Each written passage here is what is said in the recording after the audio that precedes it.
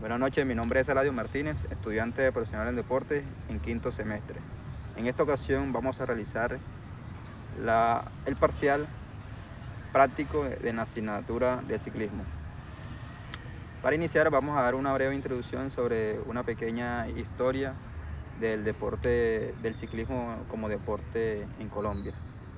El ciclismo como deporte organizado en Colombia comenzó a tomar forma seria a finales de la década de 1920 y principios de la década de 1930. Aunque la bicicleta llegó antes, el impulso definitivo vino con la organización de las primeras grandes competencias nacionales. El hito más importante fue la creación de la Vuelta a Colombia. Antes de esos eventos nacionales, participación colombianos en carreras del Ecuador y Venezuela. En el año 1987, Colombia obtiene por primera vez el título de la Vuelta a España de la mano de Lucho Herrera y corría para el equipo Café Colombia. Recordemos que Nairo Quintana también levantó ese título en el 2016 con el equipo Movistar. En el 2003, el colombiano Víctor Hugo Peña fue el primer líder del Tour de Francia. Ese título lo logró en la etapa 4 en una contrarreloj por equipos. Más que una hazaña personal, fue el reflejo por el que se venía trabajando el ciclismo en Colombia, después de Lucho Herrera y Fabián Parra. Fundamentos 1. ¿Cómo calcular la talla de la bicicleta? Algo muy importante para tener en cuenta al momento de comprar una bicicleta es la talla. Debemos de tener en cuenta 4 aspectos importantes, que es la estatura, la medida entre piernas, la medida entre brazos y el tipo de bicicleta. Para el tipo de bicicleta de montaña, la medida de la entrepierna se multiplica por el 0,21. Esto es en las tallas de pulgada. En bicicleta de ruta, la medida de entrepierna la multiplicamos por 0,65 y el resultado lo tenemos en centímetros, talla final. En BMX tenemos en cuenta la altura de la persona, el número de las ruedas ideales y el marco de la bicicleta. En el rango de alturas entre 1,71 y 1,80 se debería utilizar ruedas número 20, un cuadro de 20,5 o 21. La medida del marco la sacamos midiendo la parte superior del marco de centro a centro, desde el eje de la dirección hasta el eje donde va el sillón. En mi caso, midió 52 centímetros. Estos 52 centímetros lo dividimos entre 2,53, que es una marca ya establecida, y el resultado es 20,47, que lo redondeamos hasta 20,50.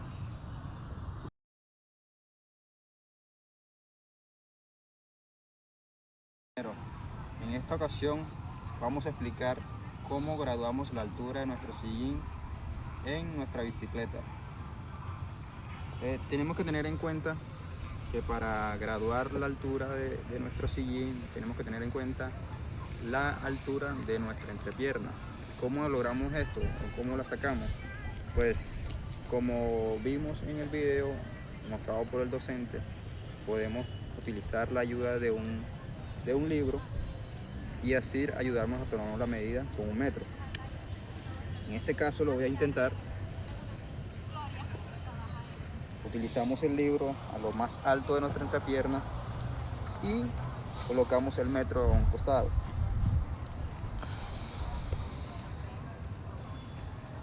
Medimos bien con la punta de los pies cerrados. En este caso me da 81. ¿Qué hacemos con esta medida?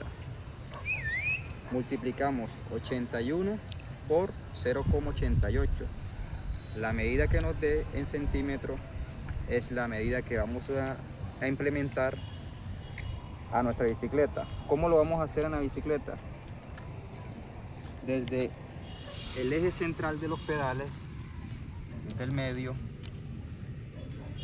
hacia arriba. En mi caso me da 71,20. Desde el eje central del pedal hasta la parte superior del sillín. En este caso está a la medida.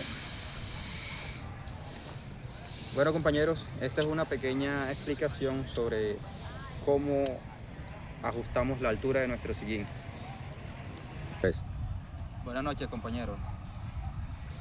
En esta ocasión vamos a explicarles cómo graduamos nuestro sillín. En el retroceso, compañeros, en esta ocasión vamos a explicarles cómo ajustamos el retroceso de nuestro sillín. En este caso, ya la altura de mi sillín está conforme a mis medidas. ¿Cómo me di cuenta de esto? De la siguiente manera. Colocamos la biela de forma horizontal, muéstrala, de forma horizontal, y sacamos una posible plomada de la parte frontal de nuestra rodilla a la parte final de la biela. Esto quiere decir que si la plomada es exacta, nos indica que nuestro sillín está en buena posición.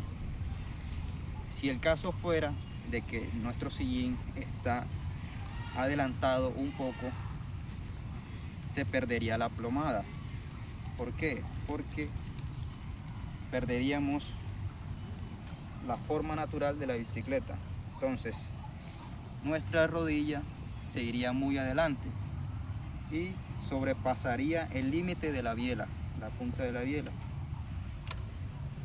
En el caso contrario, si el sillín estuviera muy retrasado, también la parte superior de nuestra rodilla se alejaría de la punta de la biela. Entonces habría un desequilibrio. Recordemos que si nos toca correr nuestro sillín hacia adelante o hacia atrás, automáticamente varía la altura de nuestro sillín. Compañeros, en esta ocasión vamos a explicar cómo graduamos el largo de nuestra potencia y los manubrios. Como podemos ver aquí, esta potencia no es ni pequeña, no es ni muy larga ni muy corta. Es ideal para las ciclas de ruta.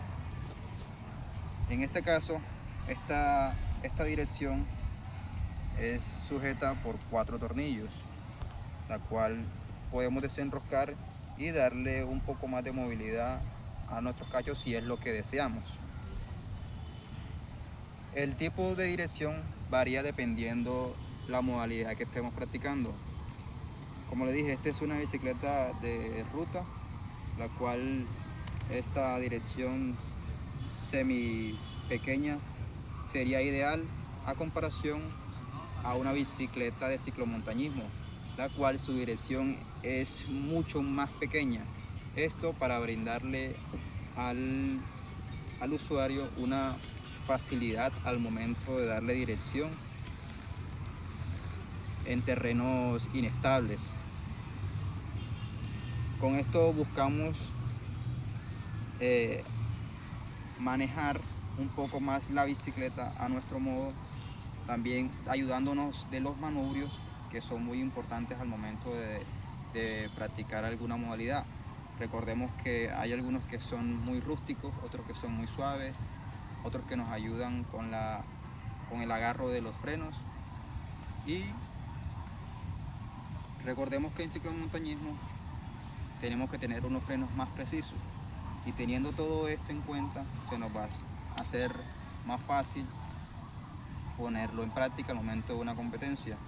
Cuando ya tenemos todo esto en orden, podemos sentirlo en nuestro cuerpo. ¿Por qué? Porque nuestro torso no siente ningún tipo de dolor y los brazos están casi que semi extendidos siempre, nunca están muy rígidos. Sería todo, compañeros.